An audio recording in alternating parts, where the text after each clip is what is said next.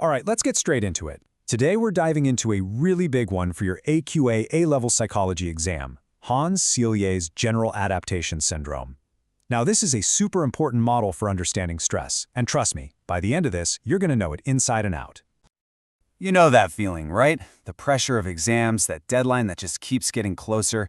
We all know what stress feels like, but have you ever stopped to think about what's actually happening inside your body when you feel that way? Well, what if I told you that your body follows this predictable three-stage playbook every single time, no matter what's stressing you out?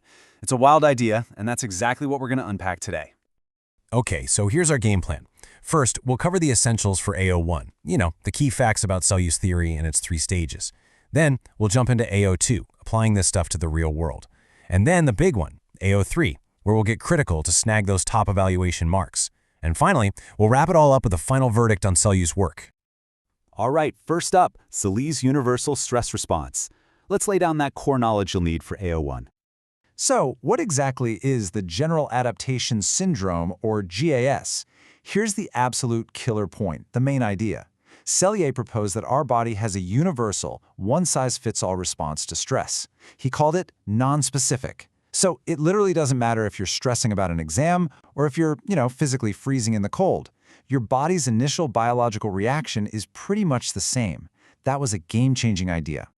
And get this, he kind of stumbled upon it by accident. He wasn't even trying to study stress at first. He was doing experiments on rats, subjecting them to all sorts of nasty things, extreme cold, injuries, electric shocks, and he noticed something really weird. No matter what he did to them, they all ended up with the exact same set of physical issues. We're talking enlarged adrenal glands, shrunken bits of their immune system, and stomach ulcers. That consistent pattern was his light bulb moment. He realized the stressor didn't matter as much as the stress itself. So, from that observation, he mapped out the whole process. Let's dig into these 3 stages. This is pure AO1 gold, so pay close attention. So the whole thing breaks down into 3 distinct stages. First, the alarm reaction. That's your initial shock. Then resistance, where your body tries to fight back. And finally, exhaustion, when it just can't take it anymore. Think of it as a story in 3 acts.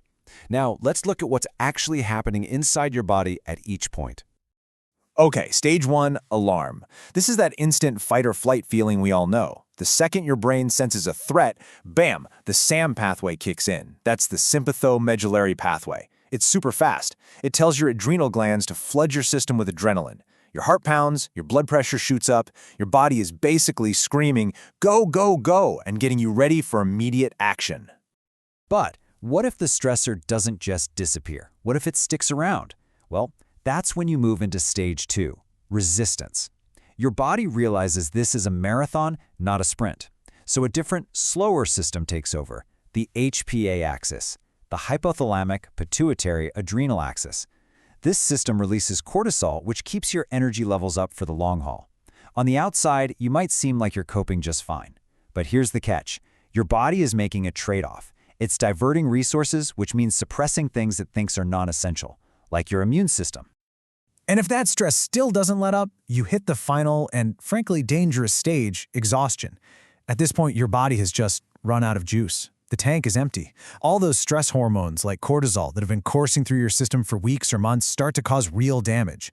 This is precisely what Selye saw in his poor rats. Their immune systems failed, their organs broke down. For us humans, this is where chronic stress leads to serious health problems. We're talking constant fatigue, depression, and a whole host of stress-related illnesses. Okay, so that's the theory, that's your AO1. Now, let's talk application. How can we use this model to understand real life for those sweet, sweet AO2 marks? Check out these examples. They're perfect for an AO2 answer. Think about teacher burnout. In the resistance stage, they're pushing through, but they're getting constant headaches, not sleeping well, maybe snapping at people. They seem to be coping, but their immune system is taking a hit. If that pressure keeps up, they slide into the exhaustion stage. That's when you see chronic fatigue, emotional detachment, classic burnout.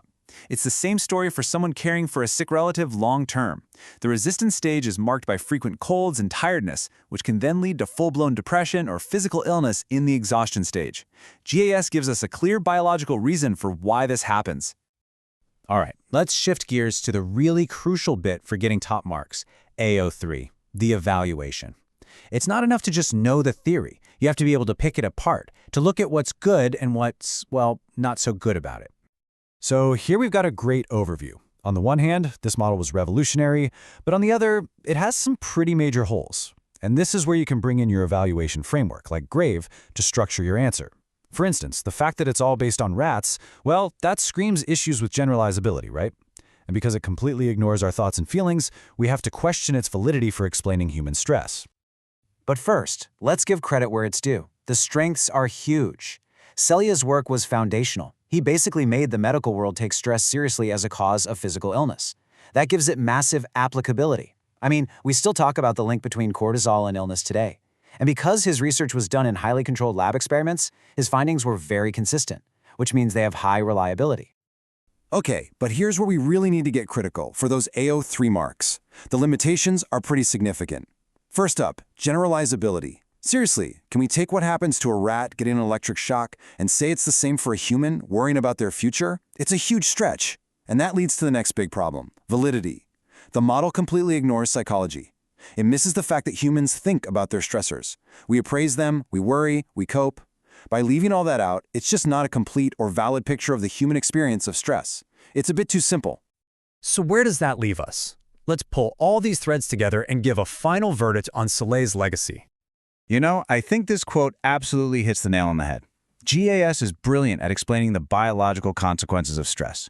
It tells us what is physically happening in our bodies, but it completely fails to explain why some people get stressed in the first place, while others in the exact same situation might feel fine. Think about it. Why is public speaking exciting for one person, but terrifying for another? GAS has no answer for that.